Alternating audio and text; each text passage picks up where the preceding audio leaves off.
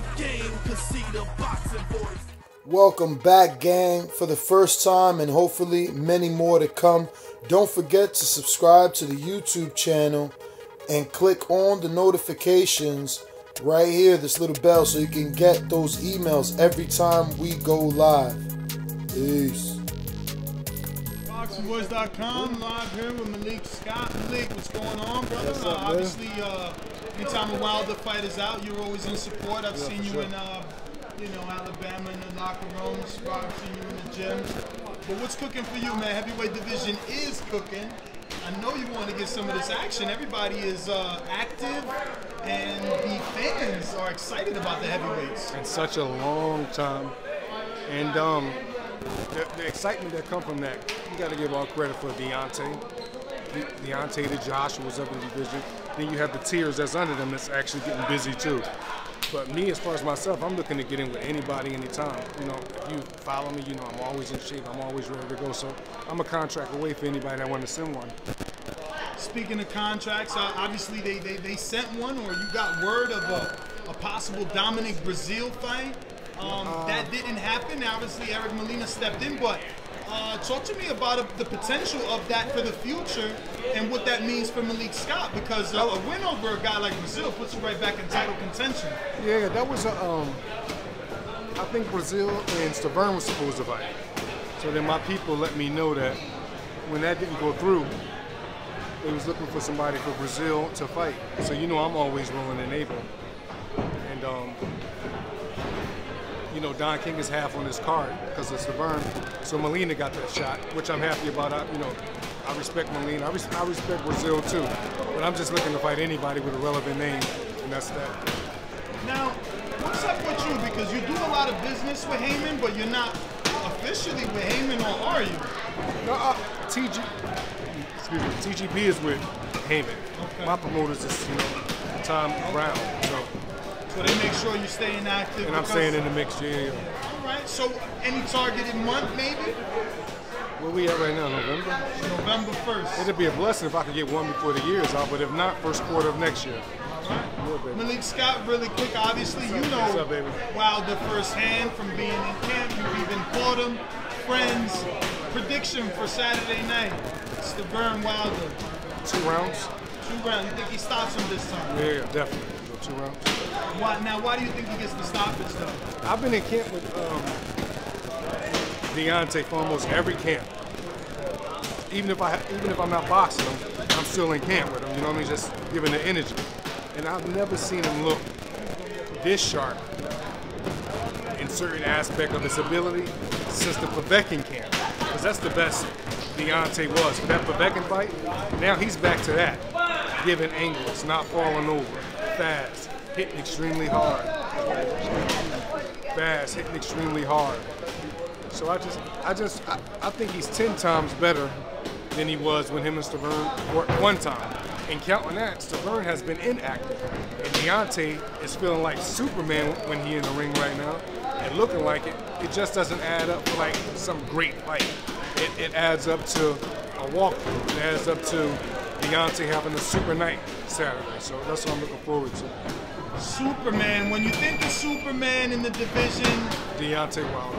Anthony Joshua. Deontay Wilder. Superman could be Deontay Wilder if we're talking about knockouts and the devastating fashion.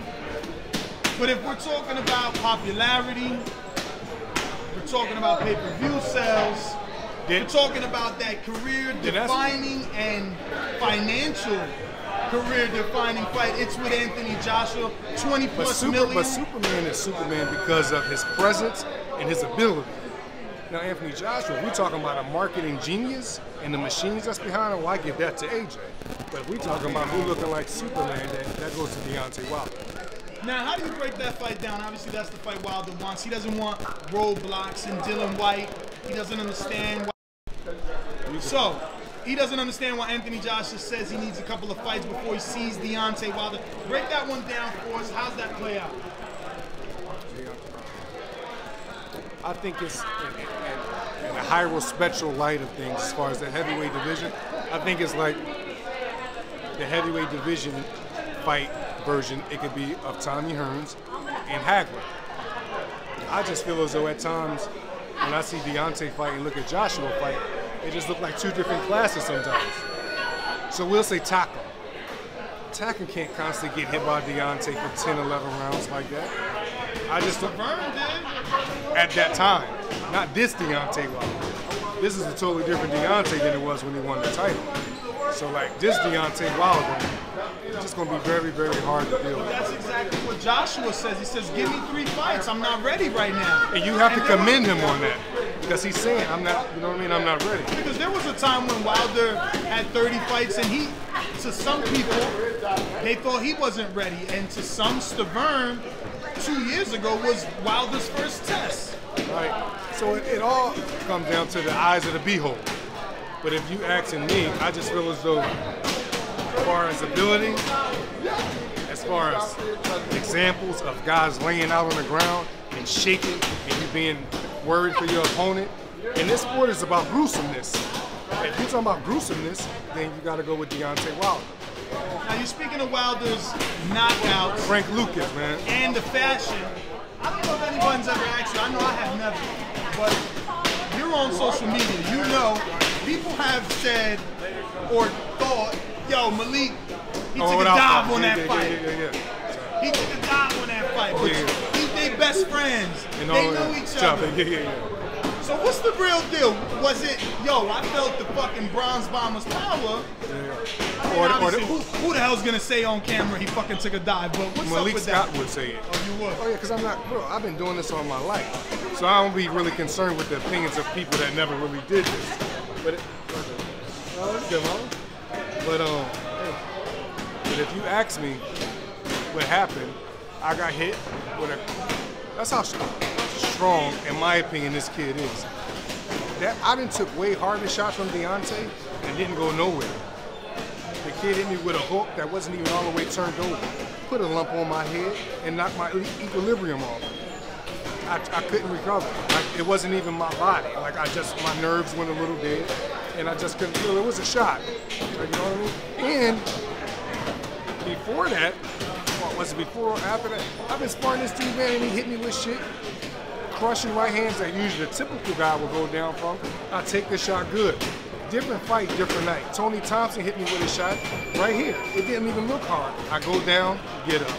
Derek Chisora hit me with a shot right here. I go down, get up. That's just life to me. Boxing is just another element of it. You go down, you get up. Definitely. So, obviously, what's your feelings on this Dillian Whyte situation that Eddie Hearn is trying to do? Dillian Whyte can fight, first of all. Oh, he could? No, Dillian Whyte definitely can fight. He's a real deal. Let's start. I mean, you his boy. You Wilder's boy. Wouldn't you? Why you not telling your mans, yo, take this $4 million, son. That's an easy fight. I'm not telling Deontay that because I know what he wants. And I may not look at Dillian as an easy $4 million, how everybody else does. Like Dillian, I don't look at him as like, you know, easy prey. Of course, in my opinion, Deontay Wilder is the best heavyweight in the world, but I don't look at Dillian like he's easy prey. Like, you know, that's just what that is. And as far as what Deontay wants AJ. I want AJ for Deontay. Everybody wants AJ for Deontay. So Deontay mentality is looking at it like, I'm not going to deal with no quote-unquote peasants of the game. He want to go after people that's considered kings such as himself. AJ is considered a king such as himself. So it's really just about aiming high and shooting for big stakes, and that's what Deontay is doing. But what about Eddie Hearn saying, take that Dillian Whyte fight, build your profile in the UK, you're going to get a 10% bump in your check, and it makes the pay-per-view fight even bigger. If you ask me, if him and Dillian Whyte do fight, I totally would get it. If they don't fight and he fights Joshua, I totally would get that. I just want what was best. When's the fight bigger in Malik Scott's eyes? Is it bigger after fighting and beating Dillian Whyte, or is it bigger right now, straight after the Stavern fight? No, it's bigger if he knocks out Dillian Whyte, then fights AJ.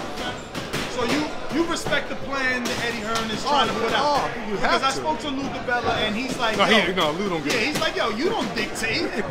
Yeah, but Lou is, you know, that's the promoters doing their thing. So I get that, but realistically, him going to London, getting paid buku money, a cool $4 million to fight Dillian. Now if he go there and do the thing to Dillian, like he have the ability to do, then Joshua next, it's just something way more sexier about that outcome. Like, you know what I'm saying? About that situation. It's a much more sexier thing than if right after Severn he gets AJ.